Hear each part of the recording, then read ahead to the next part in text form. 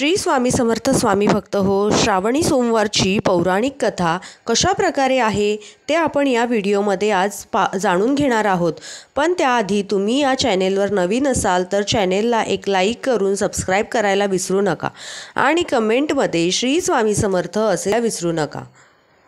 फार पूर्वीच्या काळाची गोष्ट आहे. एक आटपाट नगर होते. तिथे एक राजा राहत होता. त्याला 4 बायका होत्या. राजाने प्रत्येकीला एक काम वाटून दिलेले होते. पहिलीला दूध दुभते सांभाळायचं काम सांगितले होते, दुसरीला स्वयंपाकाचे काम सांगितलेले, तिसरीला मुलाबाळांना सांभाळायचे काम होते आणि चौथीला आपली सेवा करायला सांगितली होती. अशी कामं वाटून दिली. असं बरेच दिवस चाललं. पुढे बायका आपापसात भांडू लागल्या.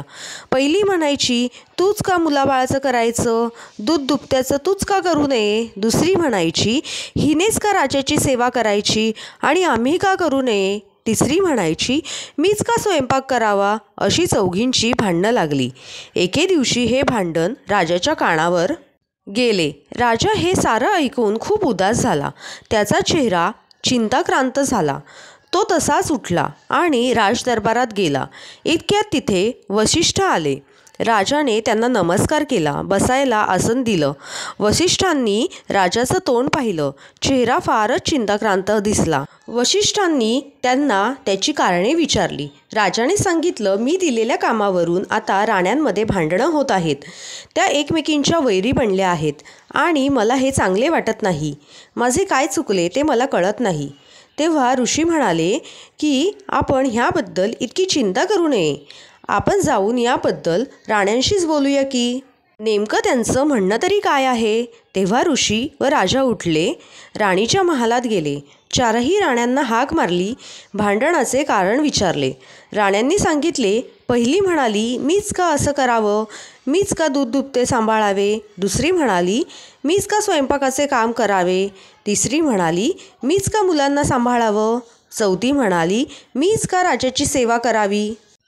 अशी चौघींनी आपापली कारणे सांगितली. तेव्हा राजा म्हणाला, मला ह्यांना हीच कामे सांगावीशी वाटतात. तेव्हा वसिष्ठ अंतर्ज्ञान लावतात. भांडणाचं कारण शोधतात. नंतर ते पहिल्या राणीकडे वळले. तिला म्हणाले, अगं तुला हे दूध दुभत्याचं काम सांगितलं आहे ना. ती म्हणाली, हो. तर मग ऐक, तू आदल्या जन्मी गाय होतीस. रानात नेहमी चरत असायचीस. तिथे जवळच एक शिवलिंग होते. तू भर 2 प्रहरी त्याच्यावर दुधाच्या धारा धरायचीस आणि त्यावरती अभिषेक करायची.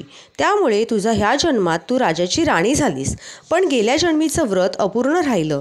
ते पूर्ण करण्यासाठी महादेवांनी ही आज्ञा राजाला दिली. त्याने ती तुला सांगितली. ती तू मान्य कर. नवराच मणी शंकर धर. जसा तो सांगेल तशी तू वाग, म्हणजे तुझं कल्याण होईल आणि शेवटी कैलासाला जाशील. असा ऋषींनी तिला आशीर्वाद दिला. राणीने त्यांना नमस्कार केला आणि भांडण सोडून दिलं. पुढे ऋषी दुसऱ्या राणीकडे वळले. तिला विचारलं, तू का भांडतेस. ती म्हणाली, मीच का स्वयंपाक करायचा, याचं मला कारण सांगा. ऋषींनी अंतर्ज्ञान लावलं. कारण शोधून काढलं. ते म्हणाले, आदल्या जन्मी तू एक गरीब ब्राह्मणाची बायको होतीस. भिक्षा मागत होतीस. तेव्हा दर सोमवारी तू उपवास करायचीस, भिक्षेला जायचीस. पण 5च घरी तू भिक्षा मागायची आणि त्याचा स्वयंपाक करून महादेवाला नैवेद्य दाखवायचीस. ही भक्ती देवाला आवडली. त्याने म्हणून तुला राजाची राणी केली. राजाने तुला जे काम लावून दिलं ते तू मनाने कर. सगळ्यांना जेवू घाल. सगळ्यांचा आत्मा तृप्त कर, म्हणजे तुझं व्रत पूर्ण होईल. मनोभावे राजाची सेवा कर, म्हणजे ती महादेवांना पावेल आणि तुला कैलास लाभेल. असा तिला आशीर्वाद दिला. राणीने ते ऐकलं आणि ती सुखासमाधानाने वागू लागली. आता पुढे ऋषी तिसऱ्या राणीकडे वळले. भांडणाचं कारण विचारलं. राणीने सांगितलं. ऋषींनी अंतर्ज्ञान लावलं. पूर्वजन्मीची हकीकत जाणली. राणीला म्हणाले, आदल्या जन्मी तू वानरीण होतीस. तुला मूल बाळ नव्हते. तू दर सोमवारी चांगली फळं महादेवांना अर्पण करत होतीस. दर सोमवारी स्वतः तू उपवास करायचीस. असा तुझा नेम होता. म्हणून तुला देवाने राजाची राणी केली. तू दिलेल्या फळांनी देवानं तुला या जन्मी मुलं दिली. राजाने ती तुला सांभाळायला लावली. ती तू आनंदाने सांभाळ आणि सुखाने वाग. यातच तुझे कल्याण होईल. तुला महादेव प्रसन्न होतील. असा तिला आशीर्वाद दिला. राणीने नमस्कार केला व सुखाने वागू लागली. आता पुढे काय झालं? ऋषी चौथ्या राणीकडे वळले. तिला भांडायचं कारण विचारलं. तिने सांगितलं. तेव्हा ऋषी म्हणाले, मागल्या जन्मी तू घार होतीस, आभाळात उडत होतीस. त्याच्या खाली एक शिवलिंग होतं. भर 2 प्रहरी तू त्याच्यावर छाया धरायची, म्हणून तुला महादेव प्रसन्न झाले आहेत. त्यांनी तुला राजाची राणी केली आणि पलंगावर बसवली.